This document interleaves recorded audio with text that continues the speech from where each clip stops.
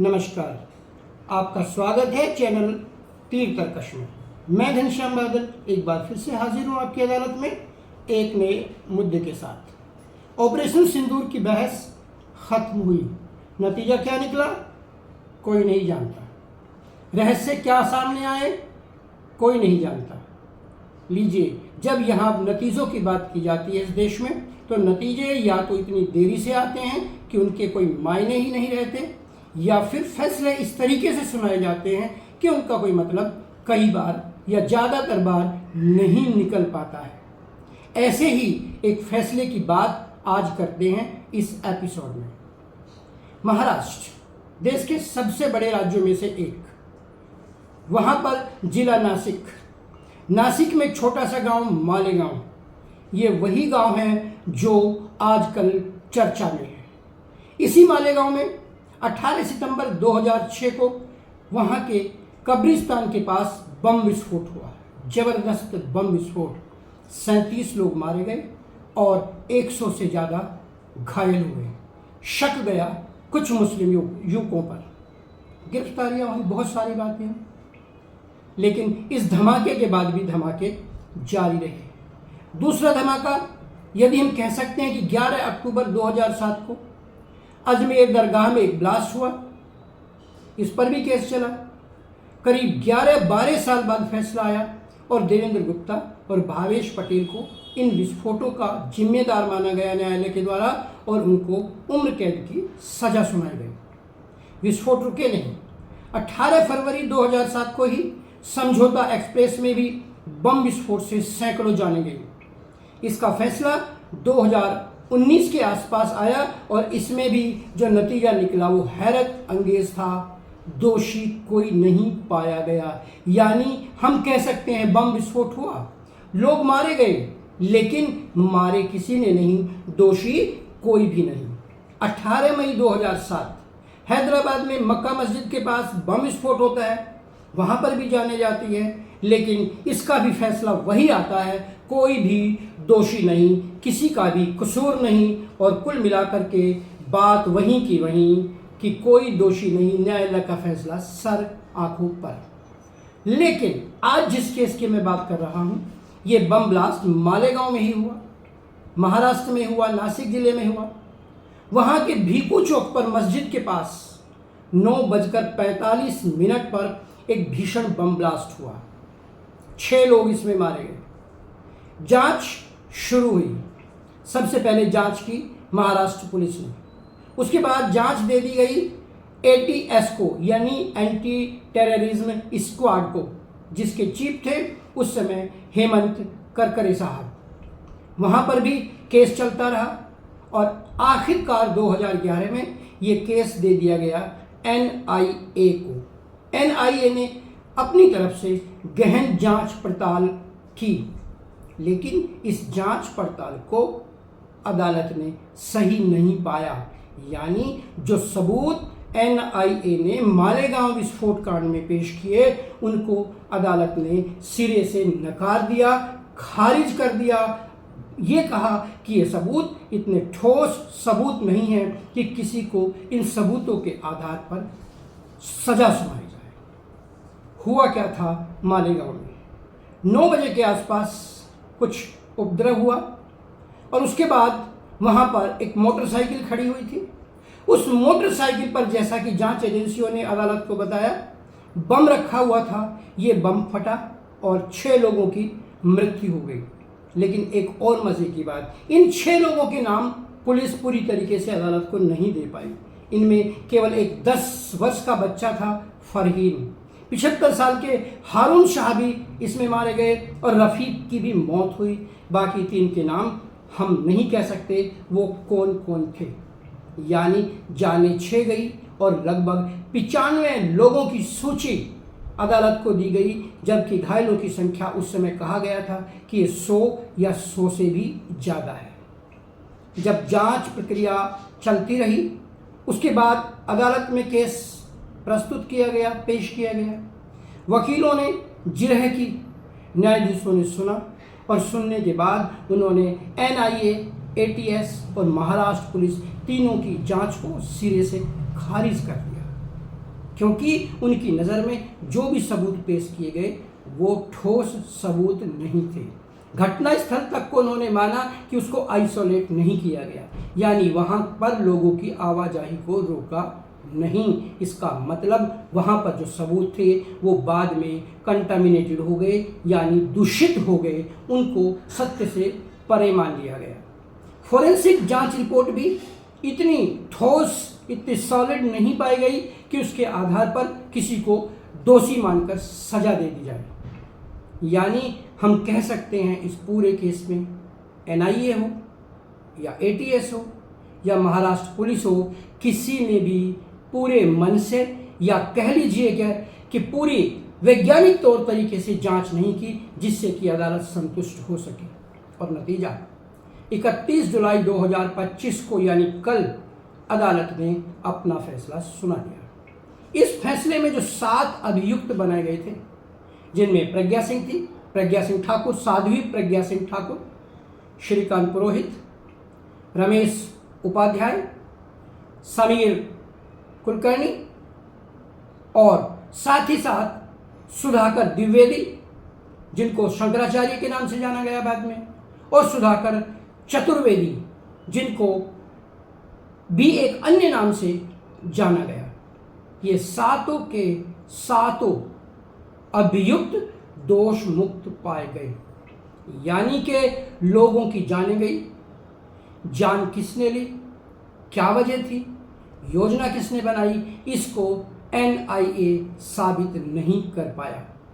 मैं एक बात और बताऊं कि विभिन्न टीवी चैनलों पर आकर इस केस के एक अधिकारी, जिनका नाम महबूब कहा जा रहा है, वो पूर्व अधिकारी हैं, वो अलग अलग चैनलों पर आकर आज ये रहस्य उद्घाटन करते हुए नजर आ रहे हैं कि उस समय एनआईए ने और एटीएस ने, खासतौर पर एटीएस के मुखिया ने, यानी हम कह सकते हैं हेमंत करकरे ने, उनसे तत्कालीन सरकार्यवाह सरसंघ संचालक के रूप में काम कर रहे मोहन भागवत को भी इस केस में लपेटने के लिए आदेश दिया था।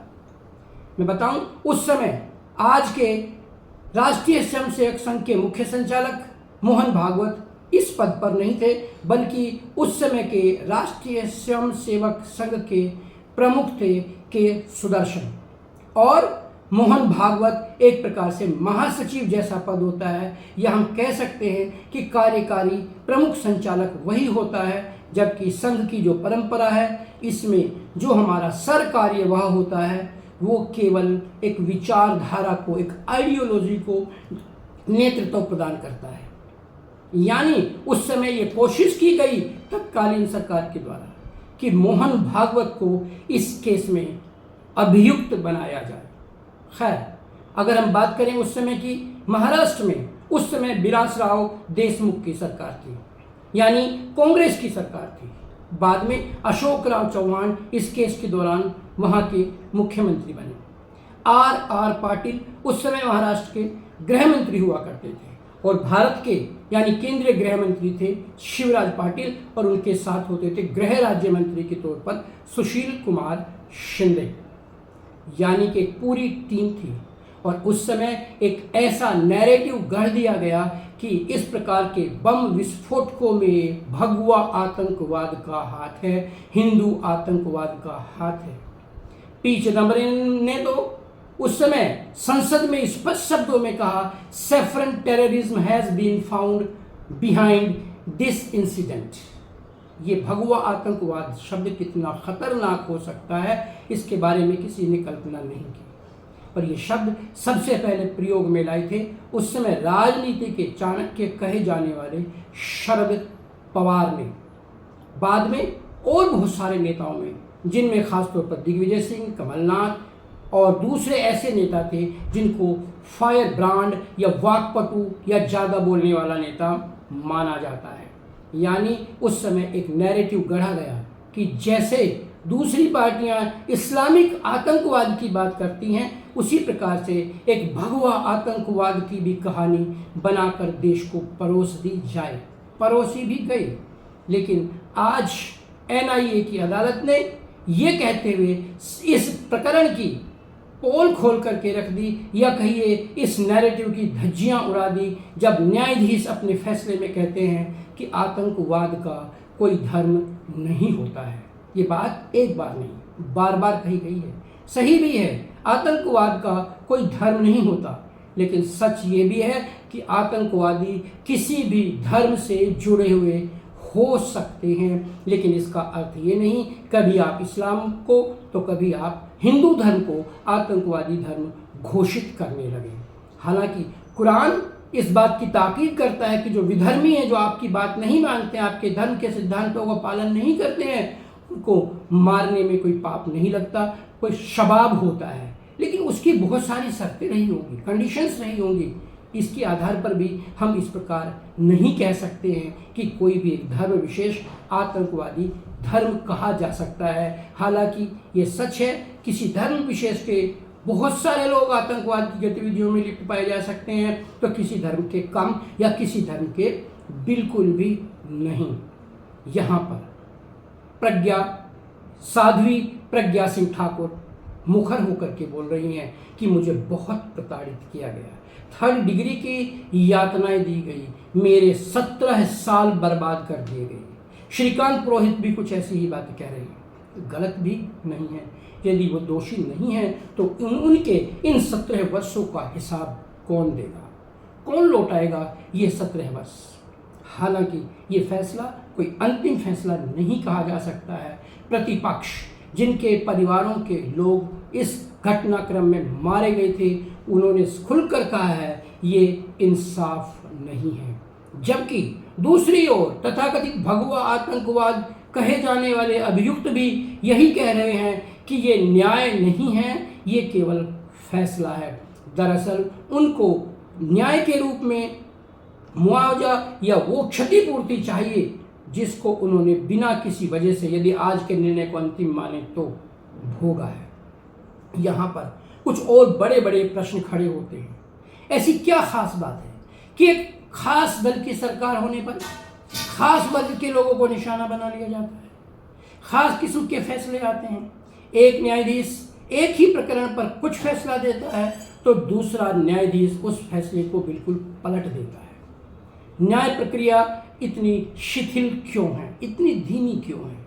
2007 में 2008 में जो प्रकरण होते हैं उसका फैसला 2025 में आता है, यानी 17 वर्ष बीत जाते हैं। और साफ साफ कहा गया है जस्टिस डिलेड यानी जस्टिस डिनाइड, यानी न्याय में देरी का मतलब है न्याय नहीं किया जा रहा है। क्या कहें, अदालतों की अपनी मजबूरियां हो सकती हैं। केस इतने अधिक हैं कि उनको समय पर उनकी सुनवाई करना शायद उनके लिए बहुत मुश्किल हो, लेकिन ये सब व्यवस्था करने का काम है सरकार का, तंत्र का, चाहे वो न्यायपालिका हो, कार्यपालिका हो या व्यवस्थापिका हो, ये सब की संयुक्त जिम्मेदारी है। हम नहीं कह सकते इस केस में जब फिर से याचिका दायर की जाएगी और कितना समय लगेगा, क्या निर्णय आएगा, उस समय कौन सी सरकार राज्य या केंद्र में होगी, उसका दृष्टिकोण क्या होगा, कोई नहीं कह सकता है। फैसले के बारे में भी अनुमान नहीं लगाया जा सकता है। न्यायालय का फैसला सर्वमान्य है, उसे मानने की एक बाध्यता है, उस पर उंगली उठाना बड़ा मुश्किल काम है। लेकिन एक बार फिर से बहुत सारे ऐसे प्रकरण हैं। जेसिका लाल मरती है, हत्यारा कोई नहीं। सुशीला साहनी तंदूर में झोंक दी जाती है, मारने वाला कोई नहीं। आयुषी हत्याकांड में सब बरी हो जाते हैं। किठारी हत्याकांड में सुरेंद्र कोहली और दूसरे लोग आज फिर बरी पाए जाते हैं। ये कौन सा न्याय है? ये कौन सी न्याय प्रणाली है? इस देश को कैसी न्याय प्रणाली चाहिए?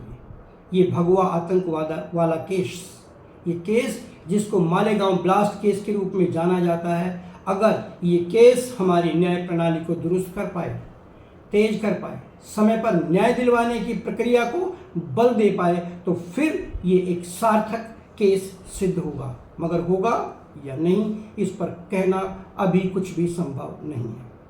आज बस इतना ही। होती है मुलाकात फिर एक नए मुद्दे के साथ। तब तक इजाज़त दीजिए घनश्याम बादल को। आप देखते रहिए चैनल और सब्सक्राइब करके अपना समर्थन हमें दीजिए। तब तक के लिए धन्यवाद।